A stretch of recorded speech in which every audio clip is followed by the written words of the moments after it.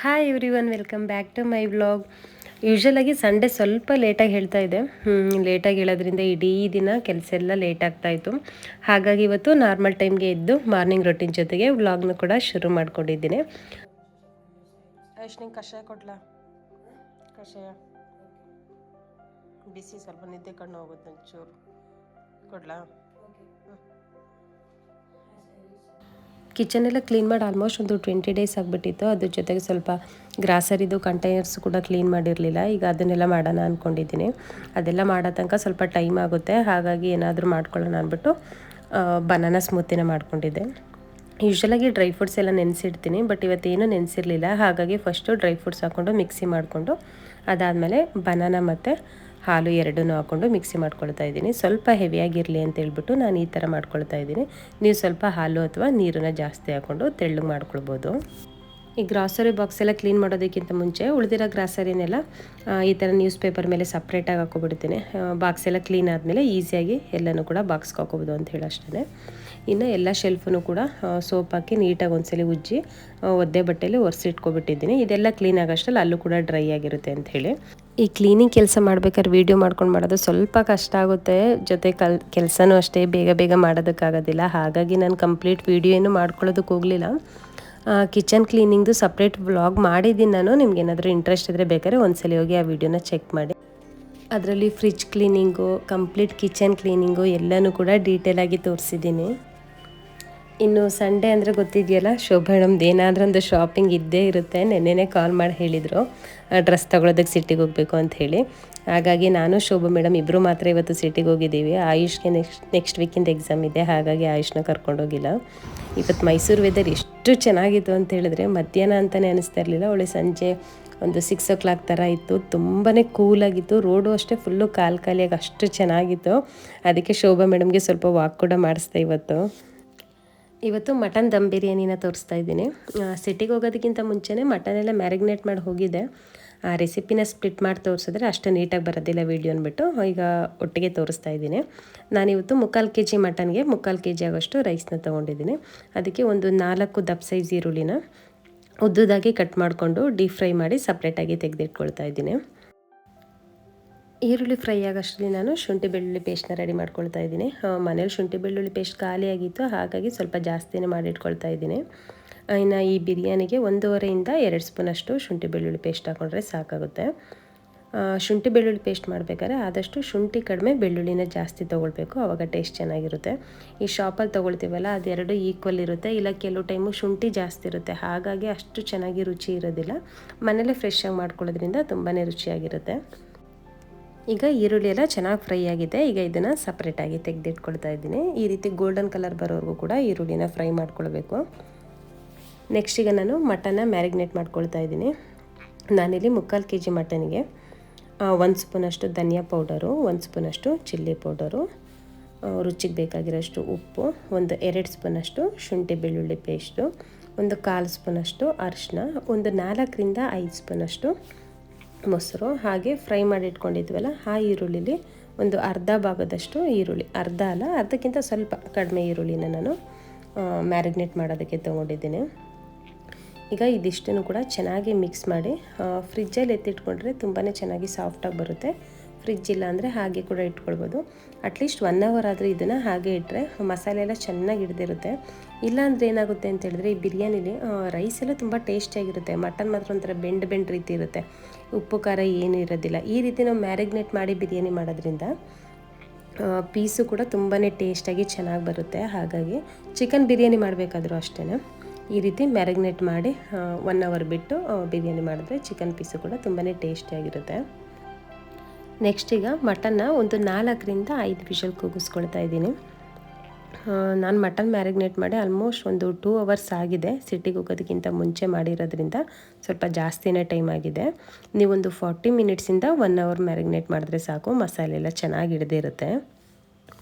ಇದೇ ಬಿರಿಯಾನಿನ ಚಿಕನಲ್ಲಿ ಏನಾದರೂ ಮಾಡಬೇಕು ಅಂತ ಹೇಳಿದ್ರೆ ಮ್ಯಾರಿಗ್ನೇಟ್ ಮಾಡಿರೋ ಚಿಕನ್ನ ಒಂದು 2 ಸ್ಪೂನಷ್ಟು ಎಣ್ಣೆ ಹಾಕಿ, ಎಣ್ಣೆ ಬಿಸಿ ಆದಮೇಲೆ ಒಂದು 10 ಮಿನಿಟ್ಸು ಚಿಕನ್ನಲ್ಲಿರೋ ನೀರೆಲ್ಲ ಡ್ರೈ ಆಗೋವರೆಗೂ ಫ್ರೈ ಮಾಡಿಕೊಂಡ್ರೆ ಸಾಕಾಗುತ್ತೆ. ನಮ್ಮ ಮನೇಲಂತೂ ಬಿರಿಯಾನಿ ಅಂದರೆ ತುಂಬಾ ಇಷ್ಟ, ನನಗಾಗಿರ್ಬೋದು ಆಯುಷ್ಗಾಗಿರ್ಬೋದು ಇಬ್ಬರಿಗೂ ಅಷ್ಟೇ.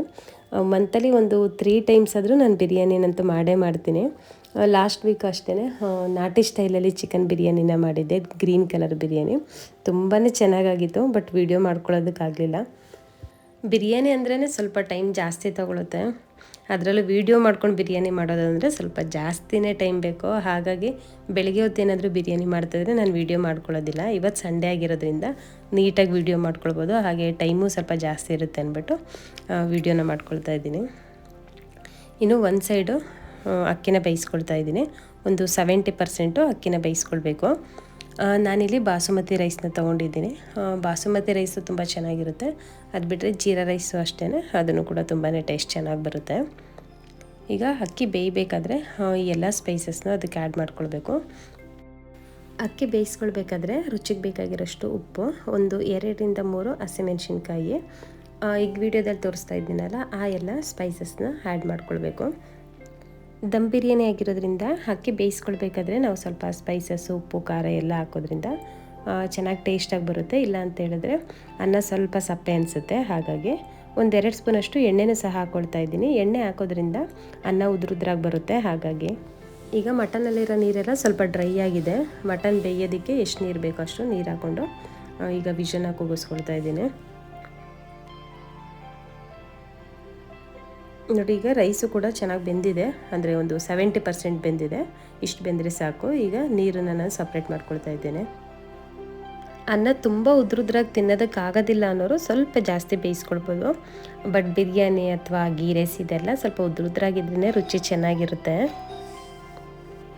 ನೆಕ್ಸ್ಟ್ ಈಗ ಈರುಳ್ಳಿ ಎಲ್ಲ ಫ್ರೈ ಮಾಡ್ಕೊಂಡಿದ್ನಲ್ಲ ಅದೇ ಪಾತ್ರೆಗೆ ಸ್ಪೈಸಸ್ನ ಹಾಕಿ ಫ್ರೈ ಮಾಡ್ಕೊಳ್ತಾ ಇದ್ದೀನಿ. ಆಲ್ರೆಡಿ ಅಕ್ಕಿಗೆ ಹಾಕಿರೋದ್ರಿಂದ ಈಗ ಸ್ವಲ್ಪ ಮಾತ್ರ ಹಾಕ್ಕೊಳ್ತಾ ಇದ್ದೀನಿ. ತುಂಬ ಹಾಕ್ಕೊಂಡ್ರೆ ಮಸಾಲೆ ಜಾಸ್ತಿ ಅನಿಸ್ಬಿಡುತ್ತೆ. ಹಾಗಾಗಿ ಅದಾದಮೇಲೆ ಸ್ವಲ್ಪ ಗೋಡಂಬಿನ ಸಹ ಹಾಕ್ಕೊಳ್ತಾ ಇದ್ದೀನಿ. ಗೋಡಂಬಿನ ಫಸ್ಟೇ ಫ್ರೈ ಮಾಡಿಕೊಂಡು ಸಪ್ರೇಟಾಗಿ ತೆಗೆದಿಟ್ಕೊಳ್ಬೋದು. ನೆಕ್ಸ್ಟ್ ಈಗ ಕೊತ್ತಂಬರಿ ಸೊಪ್ಪು, ಪುದೀನ ಸೊಪ್ಪು ಹಾಗೆ ಮೆಂತ್ಯ ಸೊಪ್ಪು ಮೂರನ್ನು ಕೂಡ ಈಕ್ವಲ್ ಆಗಿ ತಗೊಂಡು ಚಿಕ್ಕದಾಗಿ ಕಟ್ ಮಾಡಿ ಇಟ್ಕೊಂಡಿದ್ದೀನಿ. ಇದನ್ನೀಗ ಚೆನ್ನಾಗಿ ಫ್ರೈ ಮಾಡ್ಕೊಳ್ಬೇಕು. ಸೊಪ್ಪೆಲ್ಲ ಚೆನ್ನಾಗಿ ಫ್ರೈ ಆದಮೇಲೆ ಇದಕ್ಕೆ ಟೊಮೊಟೊ ಹಾಕ್ಕೊಂಡು ಫ್ರೈ ಮಾಡ್ಕೊಳ್ತಾ ಇದ್ದೀನಿ. ನಾನಿಲ್ಲಿ 3 ಟೊಮೊಟೊನ ತೊಗೊಂಡಿದ್ದೀನಿ. ಈಗ ಟೊಮೊಟೊನು ಕೂಡ ಚೆನ್ನಾಗಿ ಫ್ರೈ ಆದಮೇಲೆ ಬೇಯಿಸ್ಕೊಂಡಿರೋಂಥ ಮಟನ್ ಹಾಕ್ಕೊಳ್ತಾ ಇದ್ದೀನಿ. ಮಟನಲ್ಲಿ ನೀರಿರುತ್ತಲ್ಲ ಅದನ್ನು ಸಪ್ರೇಟಾಗಿ ಹಾಕ್ಕೊಳ್ತೀನಿ. ಈಗ ಫಸ್ಟು ಮಟನ್ ಹಾಕ್ಕೊಂಡು ಒಂದು 5 ನಿಮಿಷ ಮಸಾಲೆಯಲ್ಲಿ ಅದನ್ನು ಚೆನ್ನಾಗಿ ಫ್ರೈ ಮಾಡ್ಕೊಳ್ತಾ ಇದ್ದೀನಿ. ನೆಕ್ಸ್ಟ್ ಈಗ 1 ಸ್ಪೂನಷ್ಟು ಬಿರಿಯಾನಿ ಪೇಸ್ಟ್ನ ಹಾಕ್ಕೊಳ್ತಾ ಇದ್ದೀನಿ. ನಾನಿಲ್ಲಿ ತೇಜು ಬಿರಿಯಾನಿ ಪೇಸ್ಟ್ನ ಯೂಸ್ ಮಾಡ್ತಾ ಇದ್ದೀನಿ. ನೀವು ಬೇಕಾದ್ರೆ ಬಿರಿಯಾನಿ ಪೌಡರ್ ಕೂಡ ಹಾಕ್ಕೊಳ್ಬೋದು. ನೀರು ಹಾಕೋದಕ್ಕಿಂತ ಮುಂಚೆ ಮಸಾಲೆಲೆ ಮಟನ ಒಂದು 5 ನಿಮಿಷ ಚೆನ್ನಾಗಿ ಫ್ರೈ ಮಾಡ್ಕೊಳ್ತಾ ಇದ್ದೀನಿ. ಮಸಾಲೆ ಎಲ್ಲ ಚೆನ್ನಾಗಿ ಹಿಡೀಲಿ ಅಂತ ಹೇಳಿ ಅಷ್ಟೇ. ಈಗ ಮಟನ್ ಬೇಯಿಸ್ಕೊಂಡಿದ್ವಲ್ಲ ಆ ನೀರನ್ನ ಹಾಕಿ ಪ್ಲೇಟ್ನ ಮುಚ್ಚಿ ಒಂದು 10 ನಿಮಿಷ ಚೆನ್ನಾಗಿ ಕುದಿಸ್ಕೊಳ್ತಾ ಇದ್ದೀನಿ. ಮಟನ್ ಏನಾದರೂ ಇನ್ನೂ ಸ್ವಲ್ಪ ಬೇಯಬೇಕು ಅಂತ ಹೇಳಿದ್ರೆ ಎಕ್ಸ್ಟ್ರಾ ನೀರು ಹಾಕ್ಬಿಟ್ಟು ಈ ಟೈಮಲ್ಲಿ ಚೆನ್ನಾಗಿ ಮಟನ್ನ ಬೇಯಿಸ್ಕೊಳ್ಬೋದು. ಜೊತೆಗೆ ಒಂದು ಅರ್ಧ ಆಗೋಷ್ಟು ನಿಂಬೆಹಣ್ಣು ಸಹ ಹಾಕ್ಕೊಳ್ತಾ ಇದ್ದೀನಿ. ಉಪ್ಪು ಏನು ನಾನು ಆ್ಯಡ್ ಮಾಡಿಲ್ಲ, ಯಾಕಂದರೆ ಅಕ್ಕಿಗೂ ನಾನು ಉಪ್ಪು ಹಾಕಿದ್ದೀನಿ ಮತ್ತು ಮ್ಯಾರಿನೇಟ್ ಮಾಡಬೇಕಾದ್ರೆ ಸಹ ಉಪ್ಪು ಹಾಕ್ಕೊಂಡಿದ್ದೀನಿ. ಹಾಗಾಗಿ